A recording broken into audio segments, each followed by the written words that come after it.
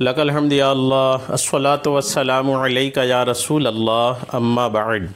سلسلہ ہے تذکرہ اسلاف کا۔ اس مبارک اور بابرکت سلسلے میں ہم اپنے اسلاف کا ذکر خیر کرنے کی، ان کے عرس کی تاریخوں میں، ان کے جشن ولادت کی تاریخوں میں کرنے کی سعادتیں حاصل کرتے ہیں۔ اللہ تبارک و تعالیٰ کے اولیاء کرام کی زندگیوں میں، ان کی سیرت میں بہت کچھ سیکھنے کے مواقع ہوتے ہیں، سیکھنے کی باتیں ہوتی ہیں، اور اپنی زندگی کو بہترین بنانے کے لیے ان کی زندگیوں سے بہت ساری ایسی باتیں ملتی ہیں کہ جو الحمدللہ اگر ان باتوں کو ہم لے کر کے اس پر عملی کوشش کرنے لگ جائیں تو انشاءاللہ دنیا اور آخرت کی سربلندیاں حاصل ہوں گی۔ انہی نیتوں کے ساتھ یہ بیان میں آپ تک پہنچانے جا رہا ہوں۔ آج جس عظیم شخصیت کا ذکر خیر ہم کرنے جا رہے ہیں وہ خانقاہ بلگرام کا ایک الحمدللہ ایک مایہ ناز شخصیت کا نام ہے۔ میری مراد حضرت میر غلام علی آزاد بلگرامی رحمۃ اللہ تعالی علیہ ہیں۔ آپ کے زمانے میں علماء کرام آپ کو حسان الہند کا خطاب دے کر کے پکارتے تھے۔ آپ کی نعتیہ شاعری زبردست تھی۔ آقا کریم علیہ السلام کی محبت میں آپ ڈوب کر کے الحمدللہ شاعری کرتے تھے، اور آپ کی انہی شاعری کی وجہ سے الحمدللہ آپ کو حسان الہند کا خطاب لوگوں نے دیا تھا۔ بڑی عظیم شخصیت ہے اور خانقاہ بلگرام کی ایک عظیم چشم و چراغ ہیں آپ، اور آج آپ کا ذکر خیر ہم اس مناسبت سے کر رہے ہیں کہ 24 ذی قعدہ حضرت کے یوم وصال کی تاریخ ہے، اور آج آپ کے وصال کی مبارک تاریخ پر آپ کا ذکر خیر ہم کرنے کی سعادت حاصل کر رہے ہیں۔ مختصر ذکر خیر آپ کے سفر حرمین شریفین پر کچھ باتیں چند منٹ میں آپ کو پیش کرتا ہوں، تاکہ انہی چند باتوں سے آپ اس شخصیت کا اندازہ لگائیں اور پھر آپ ان کا مطالعہ کرنے کی سعادتیں حاصل کریں۔ ڈاکٹر غلام زرقانی صاحب قبلہ کا ایک مضمون ہے جو نعت کائنات نامی ویب سائٹ پر شائع ہے۔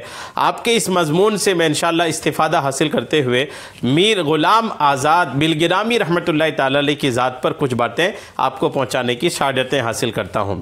حضرت لکھتے ہیں کہ حسان الہند غلام علی آزاد بلگرامی نے بچپنے میں دوران خواب سرکار دو عالم صلی اللہ تعالی علیہ وسلم کی زیارت سے مشرف ہوئے تھے۔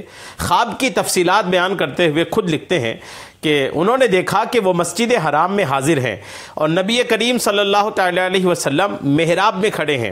وہ آگے بڑھتے ہیں اور سرکار دو عالم صلی اللہ تعالی علیہ وسلم نہ صرف مسکراتے ہوئے ملاقات کرتے ہیں بلکہ کچھ دیر گفتگو کی سعادت سے بھی نوازتے ہیں۔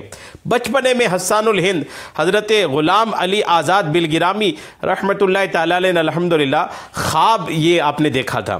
ویسے تو مرکز عقیدت کی چوکھٹ پر سجود نیاز لٹانے کی آرزو سارے مسلمانوں کے دلوں میں مچلتی رہتی ہے، لیکن جس وقت غلام علی آزاد بلگرامی خواب میں آقا نعمت کے دیدار سے مشرف ہوئے، اسی لمحے سے حرمین شریفین کی حاضری کے لیے تڑپ اور بڑھ گئی۔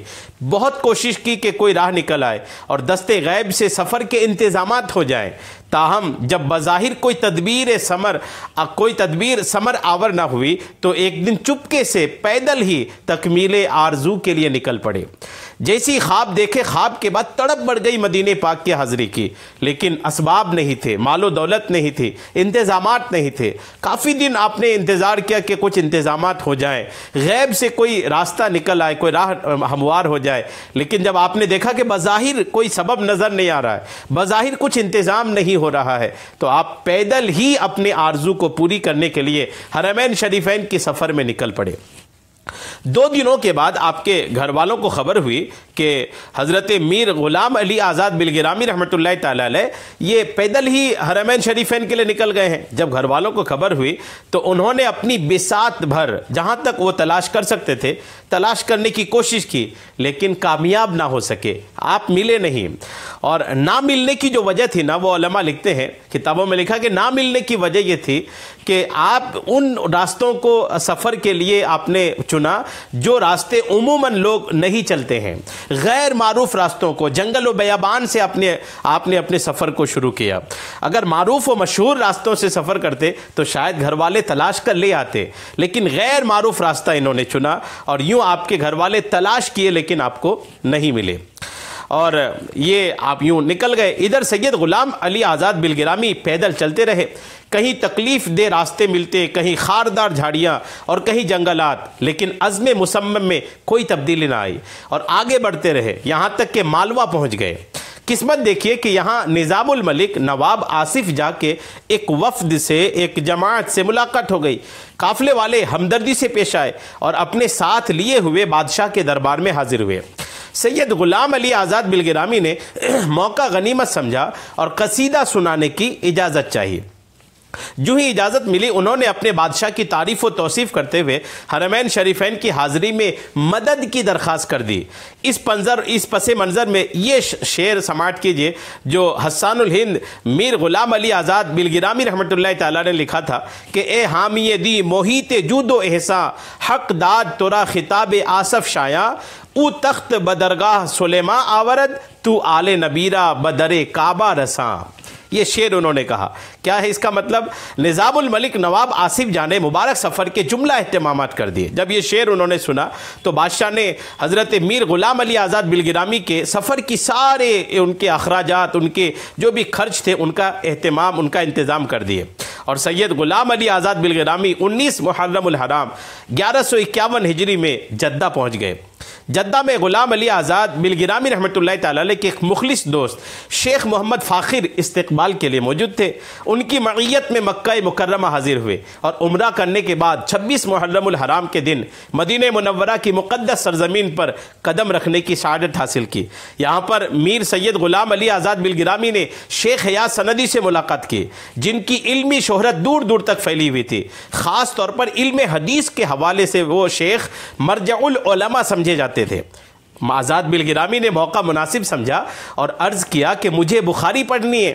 شیخ حیات سندی نے کہا کیا تم بخاری شریف اپنے ساتھ لائے ہو؟ اس لیے کہ میرے پاس بھی کوئی نسخہ فی الحال موجود نہیں ہے۔ آزاد بلگرامی نے جواب دیتے ہوئے کہا کہ میں اپنے ساتھ کتاب تو نہ لا سکا ہوں، تاہم مجھ سے سن لیجئے، پورا بخاری مجھے یاد ہے۔ اور یہ کہتے ہی شروع سے ہی پڑھنا شروع کیا۔ شیخ حیات سندی حیرت و استعجاب سے دیکھتے ہوئے کہنے لگے کہ تم نے تو بخاری شریف مکمل حفظ کر لیے، اب اور کیا پڑھنا چاہتے ہو؟ آزاد بلگرامی نے عرض کیا مجھے صرف روایت کی اجازت چاہیے۔ الحمدللہ آپ حافظ بخاری بھی تھے، اللہ نے آپ کو وہ حفظ کی طاقت عطا فرمایا تھا۔ اور آزاد بلگرامی نے تفصیلات بتاتے ہوئے خود لکھا ہے کہ میں نے مدینہ منورہ میں ٹھہرنے کے دوران اپنے شیخ اور کرم فرما حضرت شیخ محمد حیات سندی مدنی سے بخاری شریف نے صحیح ستہ اور دوسری تمام روایتوں کی سند حاصل کی اور ان سے فیضیاب ہونے کی سعادت حاصل کی۔ شوال کے آخر میں ادائے ارکان حج کے لیے مکہ مکرمہ حاضر ہوئے تو یہاں شیخ عبد الوہاب طنطاوی سے قصب فیض کا موقع میسر آ گیا۔ آزاد لکھتے ہیں کہ میں نے شیخ عبد الوہاب طنطاوی سے احادیث کے حوالے سے اہم معلومات حاصل کی۔ بخاری شریف کے حافظ ہیں، حسان الہند ہیں۔ جب آپ غزل بھی لکھتے تھے، لیکن آپ کی غزل کو جب لوگوں نے مطالعہ کیا تو کہنے پر مجبور ہو گئے کہ آپ کے غزلیہ اشعار میں بھی نعت نبی کا ایسا رنگ چڑھا تھا کہ وہ غزل نہ رہی بلکہ وہ بھی نعت نبی بن گئی۔ زبردست شاعر تھے آپ، عاشق رسول تھے۔ اللہ تبارک تعالیٰ ان کی برکتیں عطا فرمائے، آمین بجاہ النبی الامین صلی اللہ تعالی علیہ وسلم۔